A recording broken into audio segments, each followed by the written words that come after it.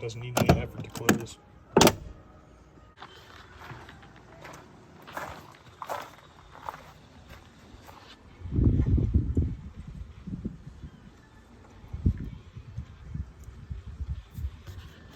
These are the Dorman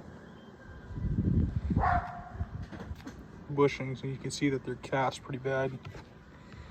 I went ahead and cracked after they were not on here very long.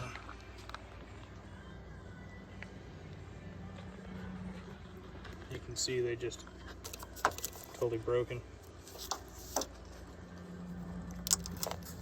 So it's pretty disappointed. I wasted a whole part of a day on the weekend doing this a couple months ago.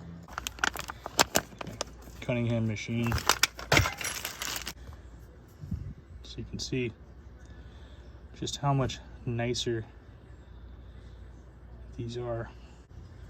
That's the Dorman one on the left. You can see the duller one. And you can see it's cast versus machined. This is the original one off my red truck.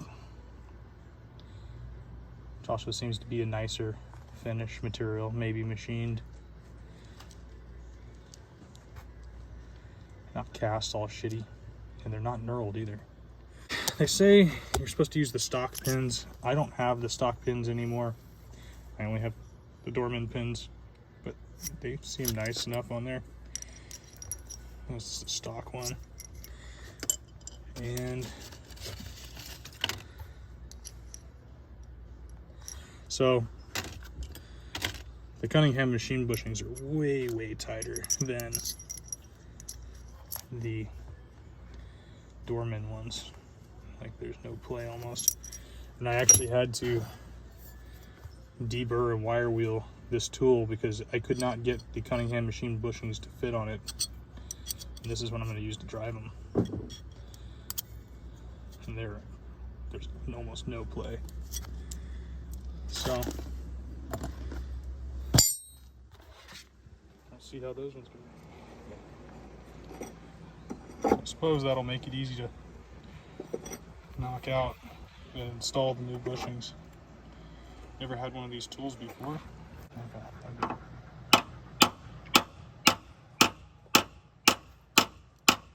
I guess I could have done that. Alright. Well, I just got the Cunningham Machine bushings in. Rock solid. No play. I still got to put the spring and the locking clips in, but they're driven all the way in. So I'm happy. Here's the final test.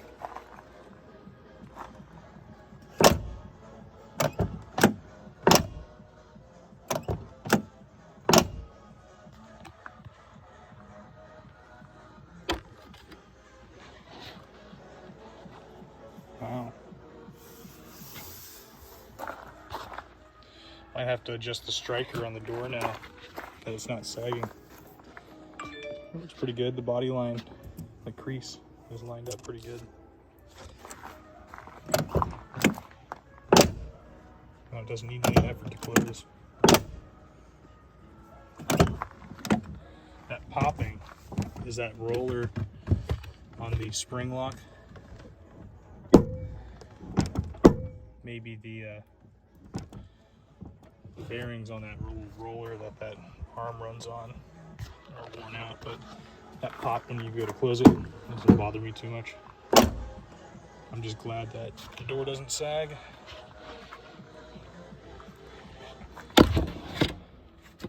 Oh boy, lots of fun.